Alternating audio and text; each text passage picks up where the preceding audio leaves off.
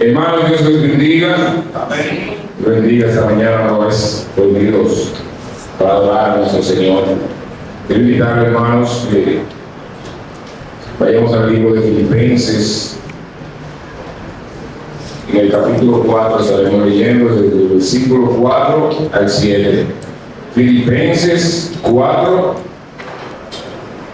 del 4 al 7. Dice la Biblia, palabra del Señor: regocijaos en el Señor siempre. Otra vez digo, regocijaos. Vuestra gentileza sea conocida en todos los hombres. El Señor está cerca.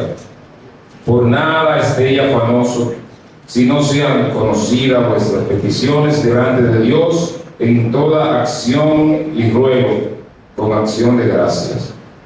Y la paz de Dios, que sobrepasa todo entendimiento, guardará vuestros corazones y vuestros pensamientos en Cristo Jesús. Amén. Padre del cielo, te alabamos, Dios. Ayúdanos, Señor, a tener esa paz, tener tu bondad, Señor. Que día que rompiste nuestra cadena del pecado, Señor, te pedimos que nos mantengamos, Señor, ciertamente, dándote gracias cada día, Señor, de nuestra vida, honrando y glorificando, Señor. De cada uno de los corazones que estamos aquí, Dios, llevaremos estas alabanzas, estas canciones a ti, Señor. Recibe, Señor. Y conoce nuestros corazones, Dios. Te vamos a bendecirnos en el nombre de Jesús. Amén. Amén.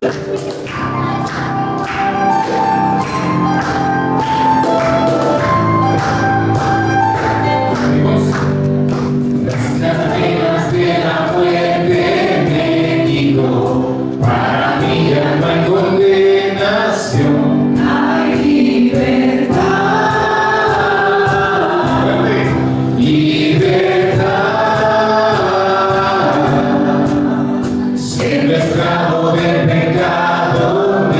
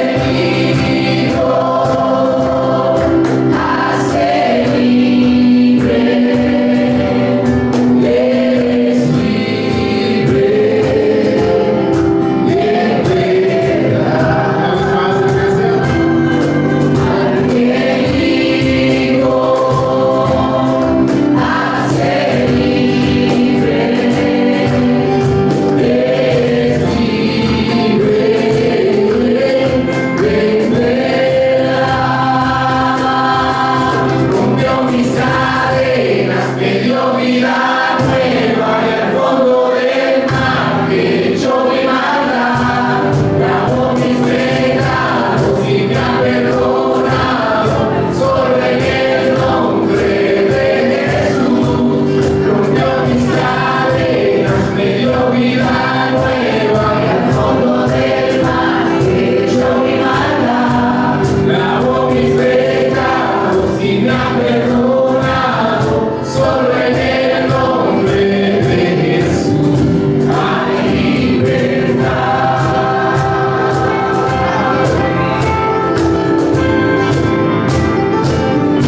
Hay libertad. ¿Tienes fuerte, iglesia?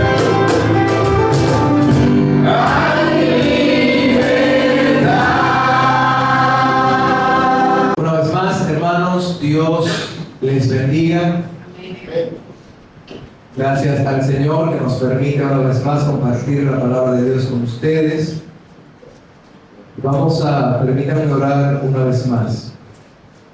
Padre, en el nombre de Jesús, gracias, Señor, por tu bondad.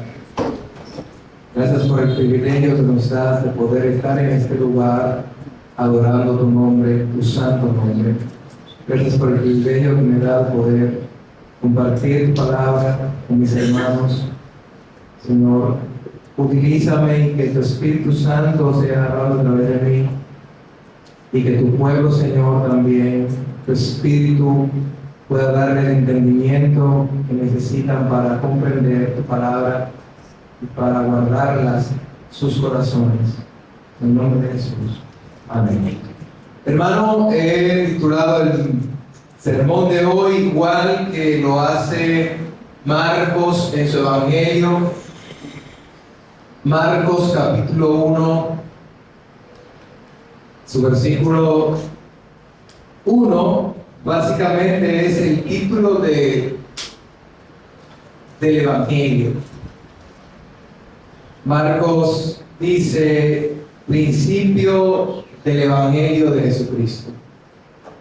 De esa misma manera hemos titulado el día de hoy el sermón: principio del Evangelio de Jesucristo. Si lo tienen ahí, vamos a leer. Dice: principio del Evangelio de Jesucristo, Hijo de Dios, como está escrito en Isaías el profeta: he aquí yo envío mi mensajero delante de tu faz, el cual preparará el camino delante de ti. Voz del que clama en el desierto: preparad el camino del Señor, enderezad sus sendas. Bautizaba Juan en el desierto y predicaba el bautismo de arrepentimiento para perdón de pecados. Y salían a él toda la provincia de Judea y todos los de Jerusalén, y eran bautizados por él en el río Jordán, confesando sus pecados. Y Juan estaba vestido de pelo de camello y tenía cinto de cuero alrededor de sus lomos, y comía langostas y miel silvestre, y predicaba diciendo: viene tras mí el que es más poderoso que yo, a quien no soy digno de desatar encorvado la correa de su calzado. Yo a la verdad os he bautizado con agua, pero él os bautizará con Espíritu Santo. Aconteció en aquellos días que Jesús vino de Nazaret de Galilea y fue bautizado por Juan en el Jordán. Luego, cuando subía del agua, vio abrirse los cielos y el Espíritu como paloma que descendía sobre él. Y vino una voz de los cielos que decía: tú eres mi Hijo amado, en ti tengo complacencia. El segundo libro del Evangelio que tenemos en nuestras Biblias fue escrito por Marcos. Según el orden que tenemos en nuestra Biblia, el segundo libro del Evangelio en el Nuevo Testamento fue escrito por Marcos. Marcos o Juan Marcos lo encontramos en la Biblia en Hechos capítulo 12, versículo 25, Hechos capítulo 13, versículo 5, cuando este joven primo de Bernabé acompaña a Pablo y a Bernabé en su primer viaje misionero.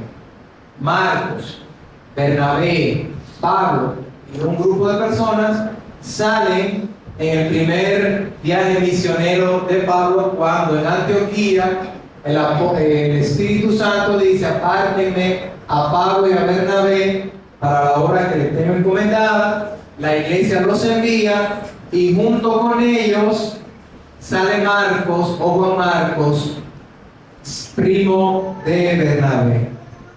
En el camino, y después de haber predicado en algunos lugares, Marcos decide devolverse y abandonar a Pablo y a Bernabé. No se sabe la razón, no se explica la causa, pero para Pablo no fue una excusa justificable el abandono de Marcos y se disgustó. ¿Cómo sabemos esto? Sabemos esto porque en el capítulo 13 del libro de Hechos, versículo 13, después de Pablo y Bernabé haber hecho su viaje misionero y retornar a Jerusalén nuevamente, deciden volver a confirmar las iglesias por donde habían pasado en su segundo viaje misionero, y Juan Marcos estaba ahí nuevamente presto para arrancar con ellos nuevamente. Sin embargo, Pablo dice: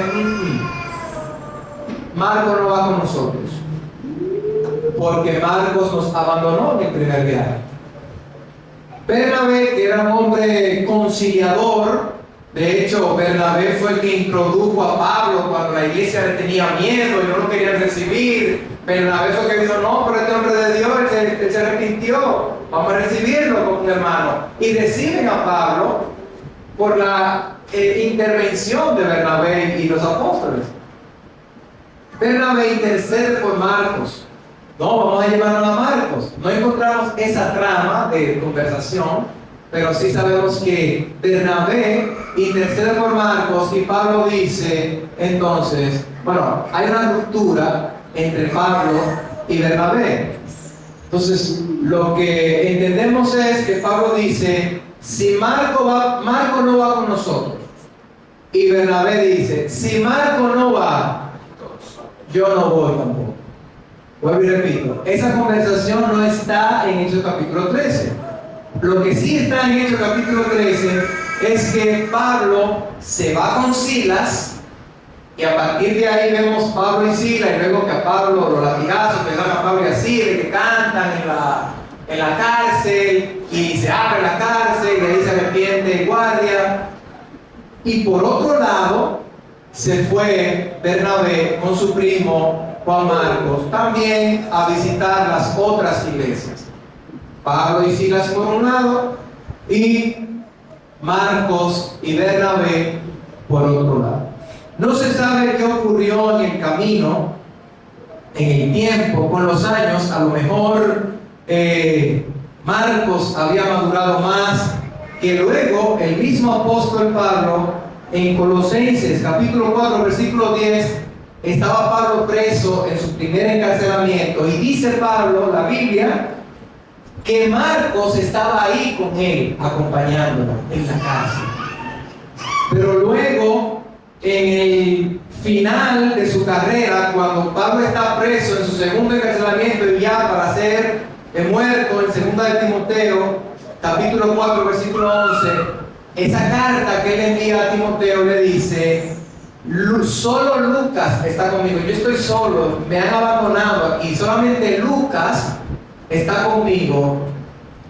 Cuando tú vengas, trae también a Marcos, porque Marcos me es útil para el ministerio. Lo había descartado a Marcos por lo que había hecho, pero parece que Marcos había madurado. Pablo había visto el trabajo que Marcos había hecho, el cambio que Marcos había dado, el servicio que había hecho para con él, y luego en su necesidad en la cárcel, Pablo dice, 2 de Timoteo 4:11, y toma contigo a Marcos y tráelo contigo, porque me es útil para el ministerio. Parece que Marcos había madurado, pero este mismo Marcos acompañó a Pedro también en los viajes de Pedro, en las enseñanzas de Pedro, en primera de Pedro, capítulo 5, versículo 13, Pedro hace una mención de cariño al final, despidiéndose, y también mi hijo Marcos le saluda. La iglesia de Babilonia, donde yo estoy, y también mi hijo se refiere a Marcos como si fuera su hijo. Eso es una expresión de cariño, es una expresión de aprecio, de consideración hacia Marcos. Parece que Marcos había crecido bastante en el Evangelio. De hecho, se piensa que este escrito de Marcos, que acabamos de leer, o sea, todo el libro de Marcos, fue la fuente principal de Marcos, fue Pedro. Que lo que está escrito en el Evangelio según Marcos, la fuente principal, se cree en la tradición que la fuente es el apóstol Pedro.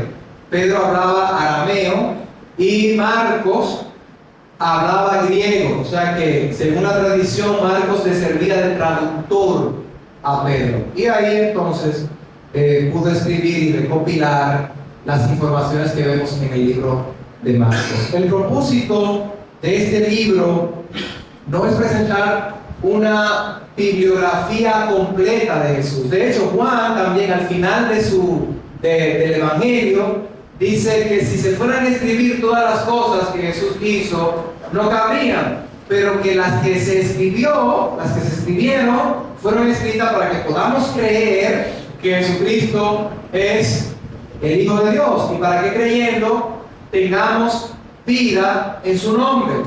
El objetivo, el propósito de Marcos es lo mismo.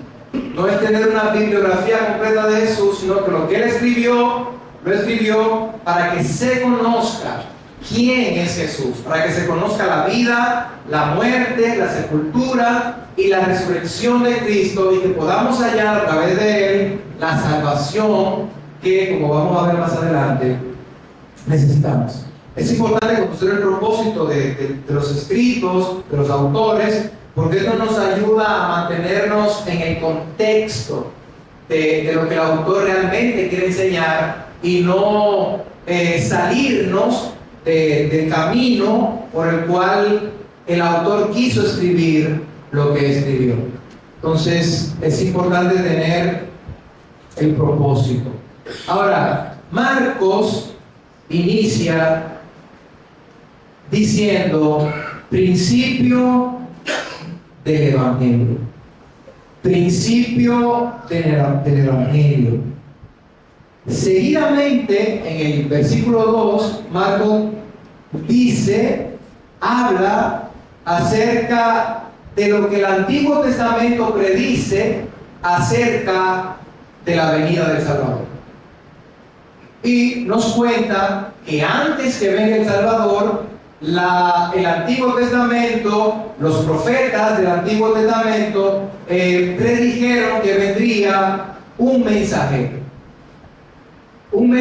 que prepararía el camino del Señor, que enderezaría su senda. Este pueblo tenía que prepararse para recibir al Rey de Reyes, al Señor de Señores, que vendría a esta tierra a salvar el mundo. Y como todo gobernante, antes de llegar a su territorio de la conquista, mandaba a su mensajero, y ahí todo el pueblo esperaba la llegada del rey, y el rey entraba con todos los pompos. Saúl mató a sus miles, y David voceaba a la gente. ¿Y cómo la gente se enteró de que David mataba a sus 10,000 y solo Saúl mataba a sus 1,000? Pues antes de llegar, toda la caballería y todo el ejército llegaba un mensajero y daba un evangelio o una buena noticia.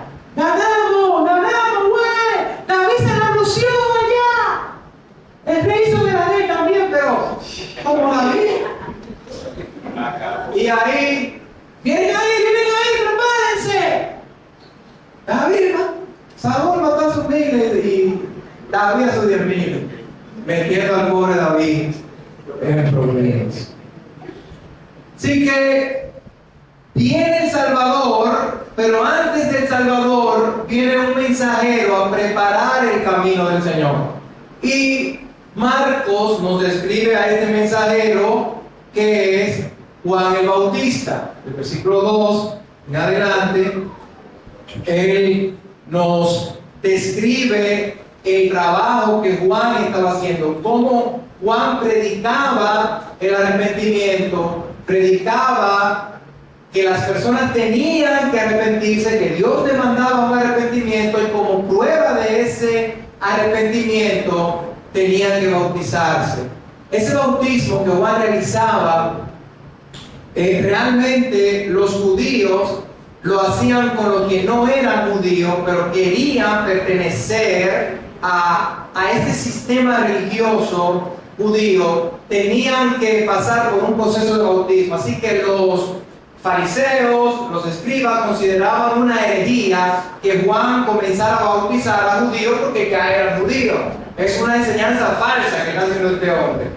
No, es que Dios mandó que todos tienen que arrepentirse. Y como muestra de arrepentimiento, tienen que bautizarse. Y Juan predicaba que el bautismo del arrepentimiento para el perdón de los pecados, dice Marcos. Principio del Evangelio. Como dije, el principio del Evangelio, de lo que está hablando Marcos, seguidamente habla acerca de lo que dice el Antiguo Testamento. Entonces, lo que nos dice es que el Evangelio no inicia en el Nuevo Testamento. El Evangelio inicia en el Antiguo Testamento. En otras palabras, el Antiguo Testamento es el principio y la fuente del Evangelio, mientras que el Nuevo Testamento es el cumplimiento de la promesa. El Antiguo Testamento es el mensaje, el Nuevo Testamento es la interpretación de ese mensaje y también la culminación de ese mensaje. Todo lo que predicaron los profetas en el Antiguo Testamento, todo lo que dijeron acerca de Cristo, se cumplió en la venida de Cristo. O sea, fue la culminación. De hecho, en Génesis capítulo 3, cuando se habla de la caída del hombre, en el versículo 15, ya Dios está hablando del Evangelio. Y pondré enemistad entre ti y la mujer, entre la simiente tuya y la de ella, y ella te herirá en la cabeza, la simiente de la mujer, y tú le herirás en el calcañar. ¿Cuál es la simiente de Satanás? Está hablando en un sentido espiritual. La simiente de Satanás son los incrédulos. Jesús mismo dijo: ustedes son hijos de vuestro padre, el diablo, porque no creen lo que yo les estoy diciendo. Entonces, la simiente de Satanás son los incrédulos. La simiente de la mujer, entonces, de la que está hablando ahí ya Dios en Génesis, al principito ahí, el principio es Cristo. Está hablando de la venida de Cristo. De hecho, Eva creyó que Caín era esa simiente. Pero por voluntad de Dios tuve varón. Al primer tiro salió varón, ya, este es el que nos va a librar. No, pues no era Caín. Caín salió un diablo. Se equivocó Eva. No era Caín la simiente de la que Dios estaba hablando. No era Abel la simiente de la que Dios estaba hablando. No era Noé la simiente que Dios estaba hablando. No era Abraham. Era Cristo. O sea que encontramos el Evangelio justo al principio de la creación.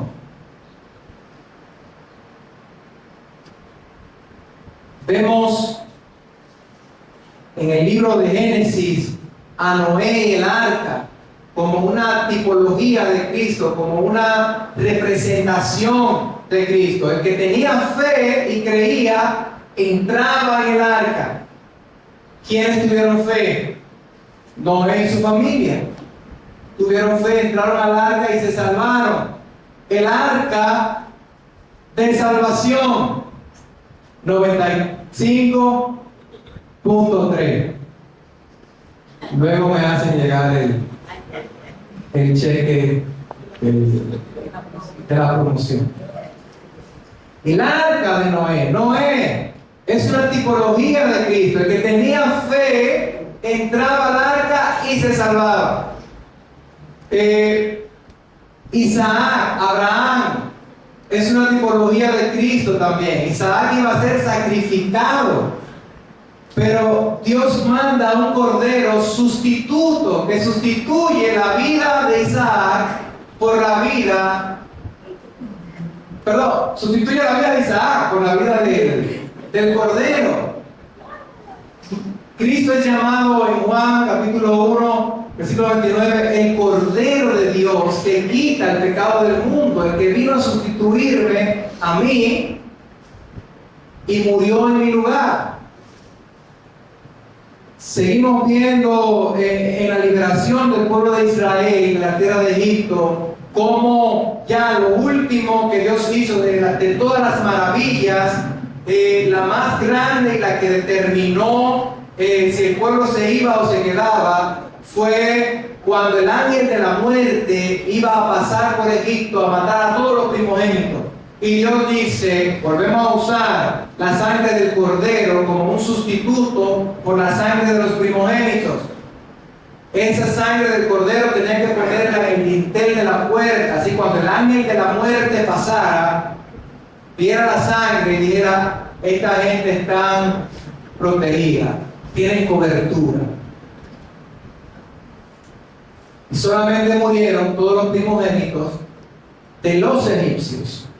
Ahora, si algún egipcio creyó, mató el cordero y pintó con sangre, también se salvó ese egipcio que creyó a la palabra de Dios. Vemos el Evangelio, una representación de Cristo cuando el pueblo está en el desierto y desobedece. Vienen unas serpientes venenosas y comienzan a picar, a morder, a envenenar a la gente del pueblo. Y está muriendo la gente del pueblo porque no hay antídoto. Entonces Dios dice, ok, pon una serpiente de bronce en un palo alto y todo el que vea a la serpiente de bronce, todo el que haya sido mordido, envenenado y vea a la serpiente de bronce, se va a salvar. Ese era el antídoto. Ahí vemos una representación de Cristo. Cristo mismo lo utilizó y así como se levantó, Juan capítulo 3, así como se levantó la serpiente, así es necesario que el Hijo del Hombre sea levantado. Así que la serpiente también, levantada allí en el desierto, es una representación de Cristo. O sea que vemos a Cristo en el Antiguo Testamento. El Señor Jesucristo mismo reprende a dos de sus discípulos que van todo el camino a Maús, tritones, llorando, que ya hace varios días que el maestro lo mataron y el maestro ya resucitado se le aparece, pero ellos no lo conocen, no lo reconocen. Y entonces dice el maestro, oh insensatos, Lucas 24, versículo 25 al 27, oh insensatos y tardos de corazón para creer, escuche bien, ponlo ahí, tardo para creer todo lo que los profetas han dicho. No era necesario que el Cristo padeciera estas cosas y entrara en gloria. ¿No es eso lo que profetizaron los profetas? Y entonces dice, y comenzando desde Moisés y todos los profetas, les interpretó en todas las escrituras lo que se refería a él. ¿Prestaron atención? Cuando él dice, y comenzando desde Moisés, estamos hablando y comenzó desde Génesis. Desde Génesis. Los 5 libros de Moisés, ¿verdad? Pentateuco, Génesis, Éxodo, Levítico, Número y Deuteronomio. Y comenzó desde Moisés hasta lo que dijeron los profetas, Salmo, Job, Isaías, Nehemías. Todo lo que las escrituras decían sobre él. Vemos a Cristo en el Antiguo Testamento. Dice Stephen Coleman, la creencia de que Cristo es el centro de las Escrituras es la clave hermenéutica para su correcta interpretación. Ha sido la convicción de la Iglesia cristiana desde sus inicios. ¿Qué es lo que está diciendo él? Es que para poder interpretar bien la Biblia, tenemos que entender que toda la Biblia habla de Cristo. Toda la Biblia nos lleva a Cristo.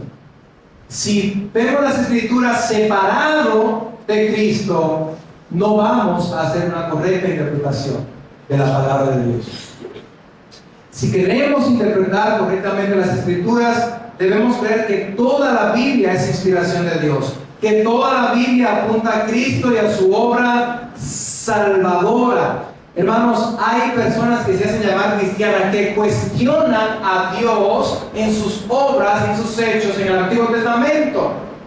Literalmente dicen, lo escuché, pueden buscar en YouTube, el Dios del Antiguo Testamento y el Dios del Nuevo Testamento son dos dioses diferentes. Entonces ahora estamos hablando de politeísmo, porque en el Antiguo Testamento las personas no se salvaban por fe ni por gracia. Mentira.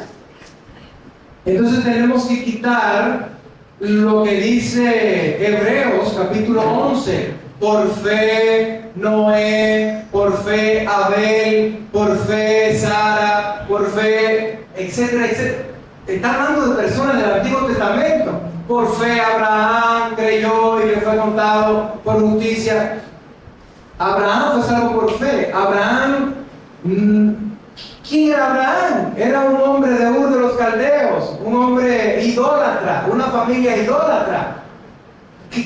¿Qué méritos tenía Abraham para que Dios lo llamara y le prometiera una descendencia grande y le prometiera tierra? Pero ¿qué méritos tenía Noé? Aunque la Biblia dice que era un hombre justo, no dice que no era pecador. No era un hombre pecador. No tenía méritos tampoco para que Dios lo salvara. Lo primero que hizo después que salió del arca fue darse un humo. Un humo tan grande que se quitó toda la ropa y se quedó desnudo. No era un hombre sin pecado. ¿Qué méritos tenía? La salvación siempre ha sido por gracia. La salvación siempre ha sido por fe. Hay personas que quieren quitar el Antiguo Testamento de los judíos y el Nuevo Testamento es de los cristianos. Bueno, el Nuevo Testamento y el Antiguo Testamento nos llevan a Cristo. Así que tanto el Nuevo Testamento como el Antiguo Testamento es la palabra de Dios. De hecho, cuando Pablo dice que toda la Escritura es inspirada por Dios, todavía no estaba escrito el Nuevo Testamento. ¿A qué se estaba refiriendo entonces?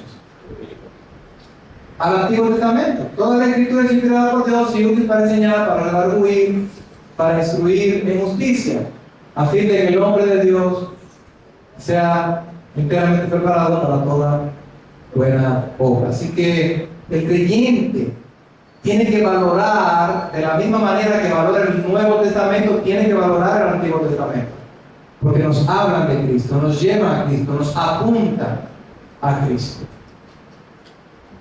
Entonces, pasamos al significado. Marcos dice, ¿principio de qué? Principio del Evangelio. ¿Qué es el Evangelio entonces? Tim Keller define el Evangelio como la noticia de lo que Dios ha hecho para cumplir la salvación a través de Jesucristo en la historia. Este no es un aviso acerca de lo que debemos hacer para alcanzar a Dios. Nosotros no ganamos esta salvación, nosotros solo la aceptamos. Craig McClure define el Evangelio como el poder de Dios para la salvación que se logra a través de la vida sin pecado muerte, sepultura y resurrección de Jesús debe ser creído por fe y evidenciado por el arrepentimiento. Evangelio, su palabra traducida literalmente es buenas noticias. Buenas noticias, buenas nuevas. Por eso cuando hablé de David ahorita y del mensajero que llegaba, ese mensajero llegaba con un evangelio, diciendo buenas noticias, ganamos la guerra. Pero también utilizaban esta palabra evangelio cuando nacía el hijo del emperador. Ya nació, ya tiene heredero el emperador. Buena noticia, evangelio. Entonces, el evangelio son buenas noticias, pero para entender esas buenas noticias necesitamos entender las malas noticias. La Biblia enseña que el hombre, después de la caída, cada parte de nosotros, nuestra mente, nuestra voluntad, nuestras emociones, nuestro cuerpo, ha sido corrompido por el pecado. Eso lo vemos en Génesis capítulo 3. También la Biblia nos enseña que somos pecadores por naturaleza y que hemos heredado la naturaleza pecaminosa de Adán. Todo lo que hacemos, aún lo que parece bueno, lo que es bueno, lo que consideramos bueno, delante de Dios es trapo de inmundicia. O sea que si pensamos que pudiéramos salvarnos por obra, estamos completamente perdidos, porque lo mejor que nosotros podemos hacer delante de Dios es trapo de inmundicia.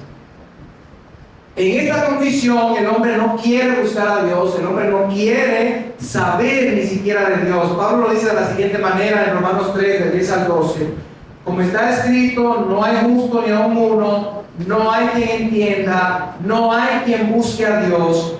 Todos se desviaron, a una se hicieron inútiles, no hay quien haga lo bueno, no hay ni siquiera uno.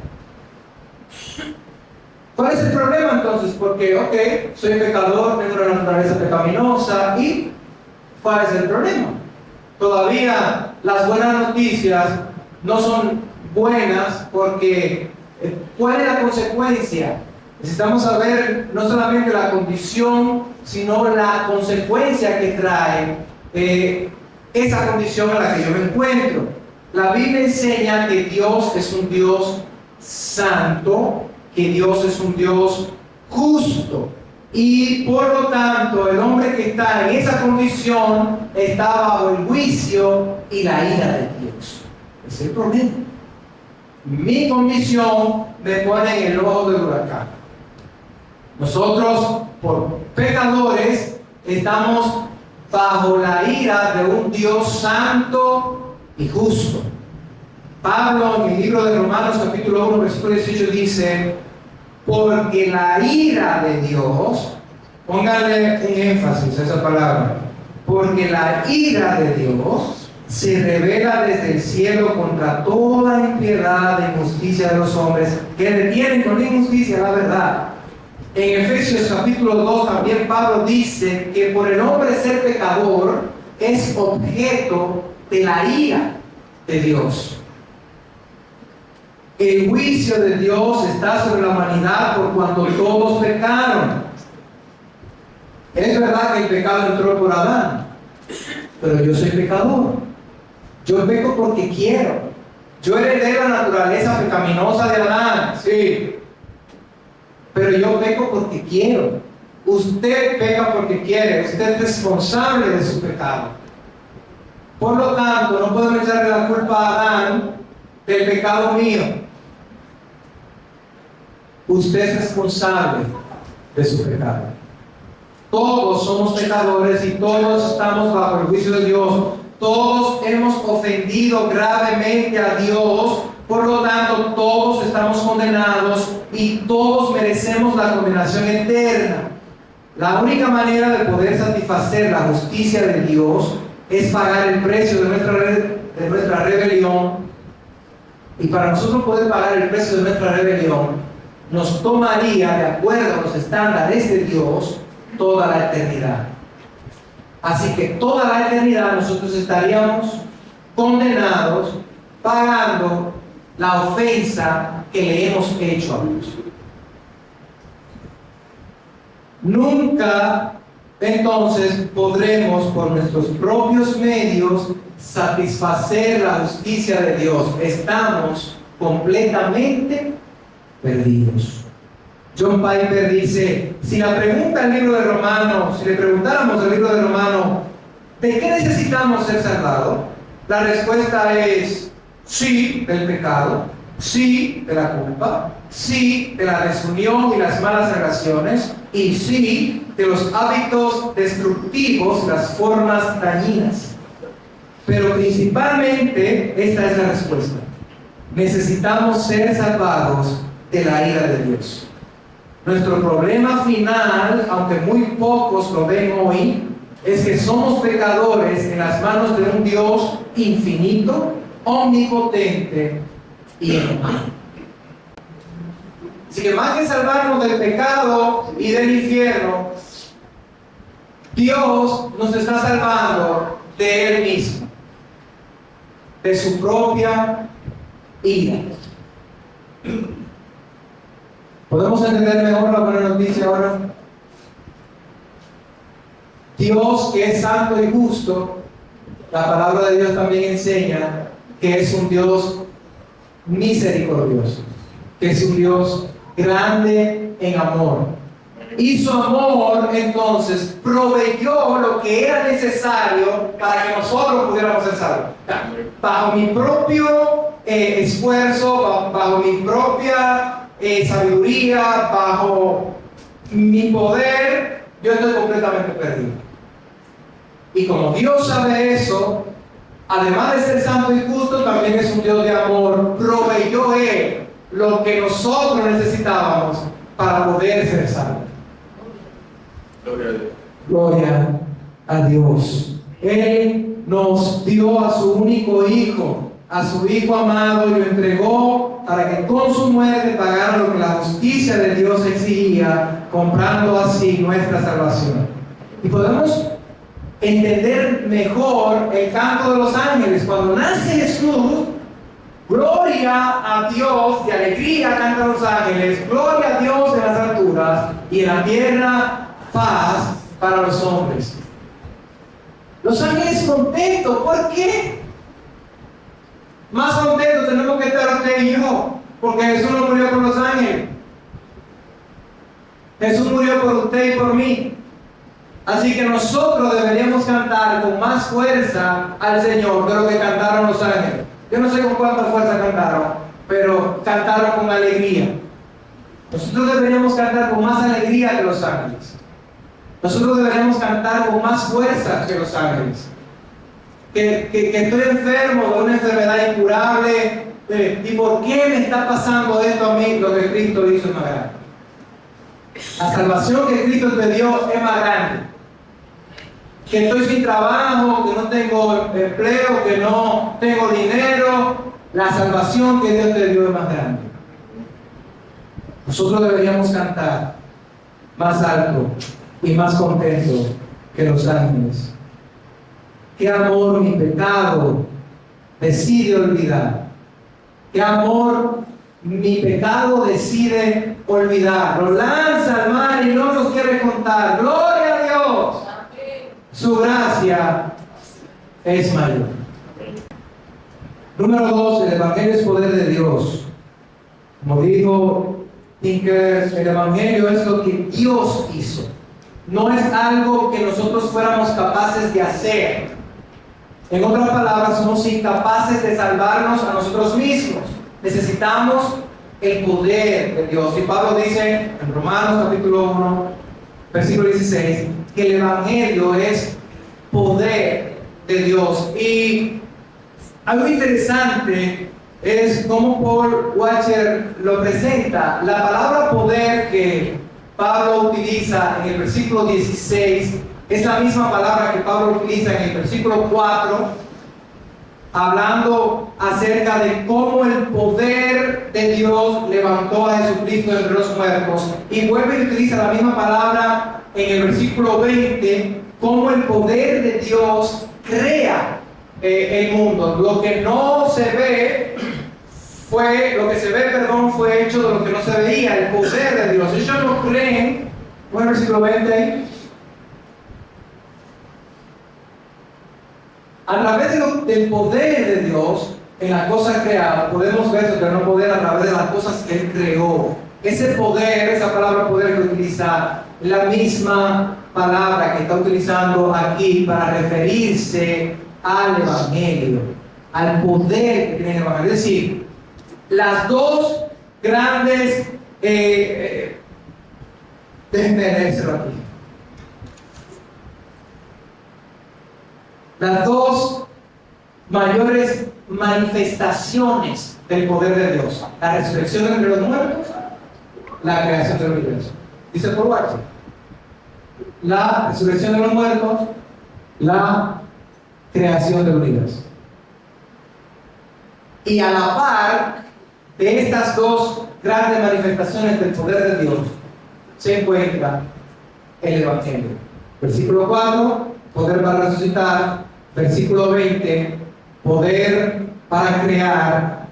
Versículo 16, entre medio de ellos dos, poder para salvar. El Evangelio es poder de Dios. El Evangelio se encuentra en pie de igualdad con ellos, dice Paul Washer, pues el poder de Dios para la salvación de los hombres, una salvación que incluye no solo su liberación de la condenación del pecado, sino también su resurrección espiritual como nuevas criaturas y su preservación o santificación.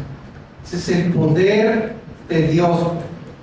Ahora hemos visto el significado, hemos visto el origen de la salvación del Evangelio, hemos visto el significado del Evangelio, y ahora vamos a ver el enfoque del Evangelio. Marcos dice: principio del Evangelio de Jesucristo. Y esa palabra de, en el idioma original, puede traducirse de o sobre. O sea, el Evangelio es tanto de Cristo como sobre Cristo. Él es el centro, pero más que el centro, Él es los lados y la altura. Jesucristo es todo del Evangelio. El enfoque del Evangelio es Jesucristo. El Evangelio es la historia de Cristo. El Evangelio no es mi historia. El Evangelio no es la historia suya. El Evangelio es la historia de Cristo. La relevancia está en lo que Cristo hizo, no en lo que yo hago. Jesucristo hizo por mí lo que yo no podía hacer, lo vimos ahorita. Hace un momento lo vimos. Jesucristo hizo por mí lo que yo no podía hacer por mí mismo. El Evangelio no es la historia de Mateo, de Marcos, de Lucas y Juan.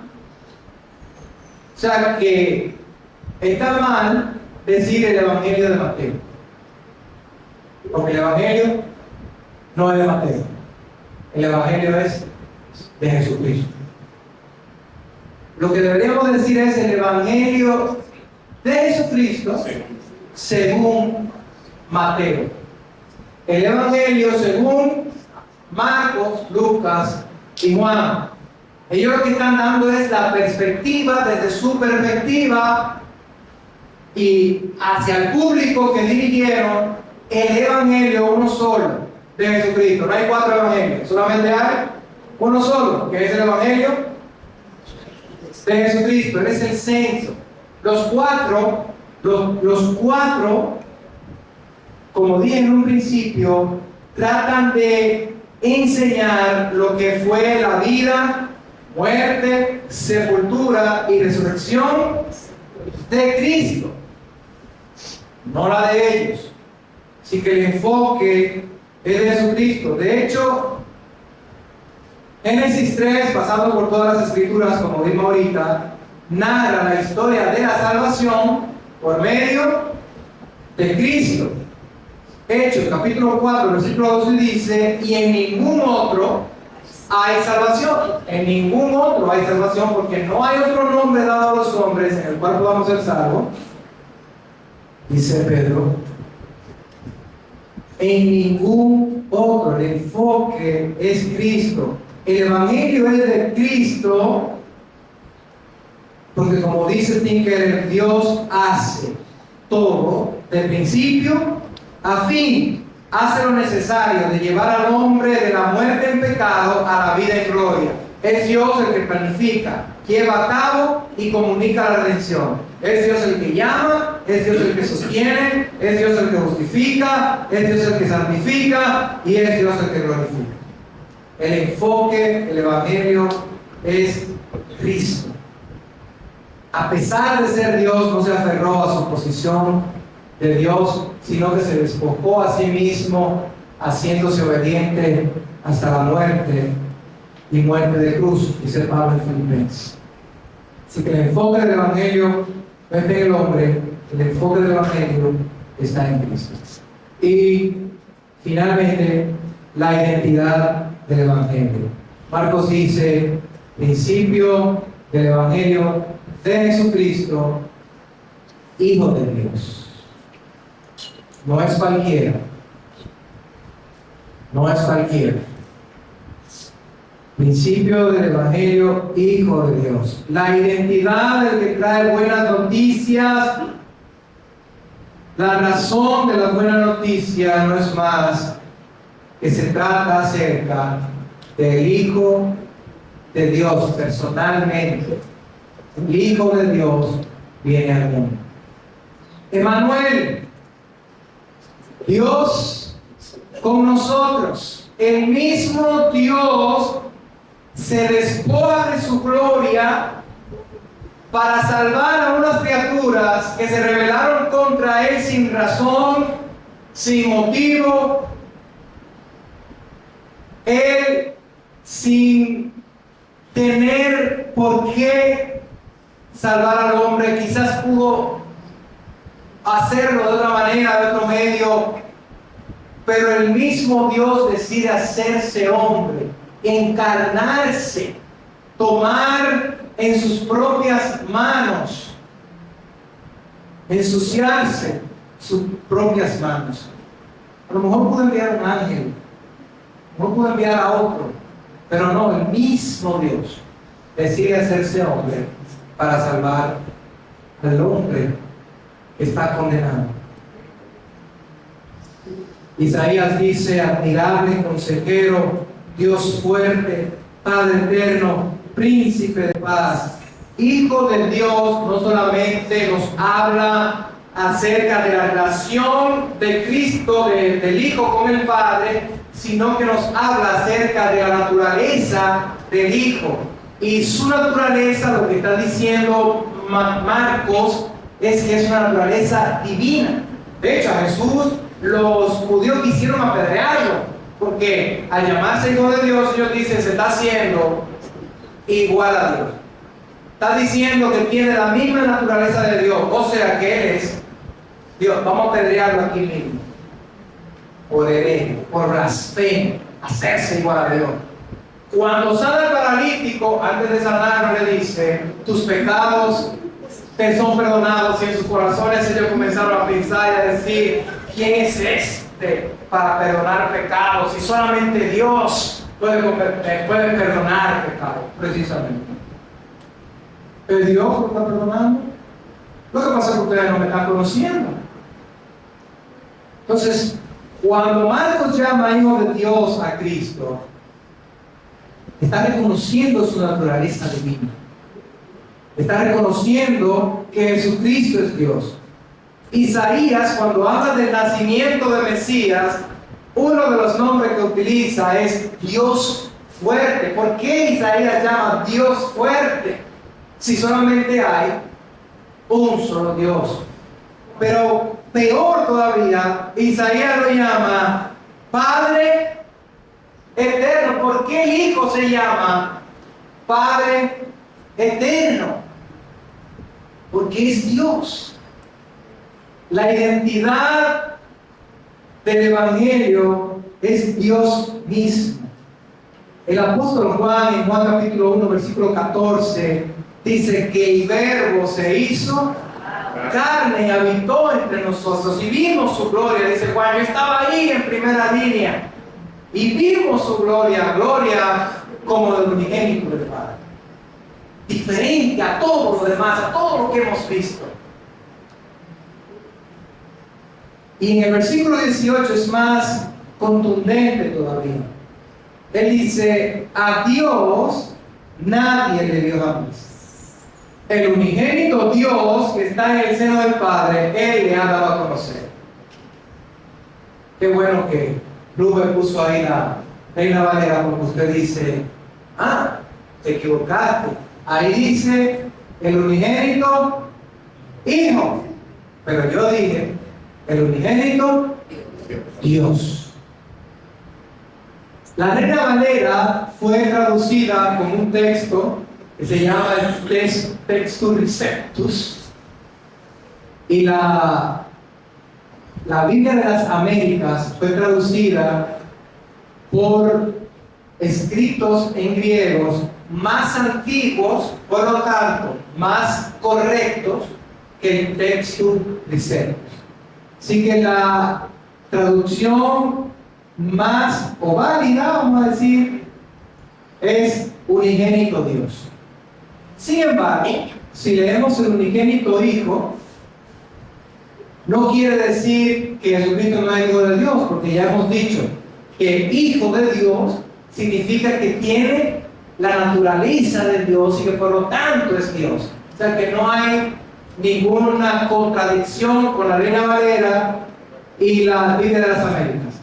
Sin embargo, quise usar la de la Biblia de las Américas, además de que el texto es más antiguo y más exacto, nos deja ver más claramente la naturaleza de Cristo. Voy a leerlo de nuevo, lo puedo poner ahí en la otra versión. A Dios nadie le vio jamás. El unigénito Dios que está en el seno del Padre, Él le ha dado a conocer. ¿Qué está diciendo Juan? Que Jesucristo es Dios. La identidad del Evangelio es Cristo y Cristo es Dios.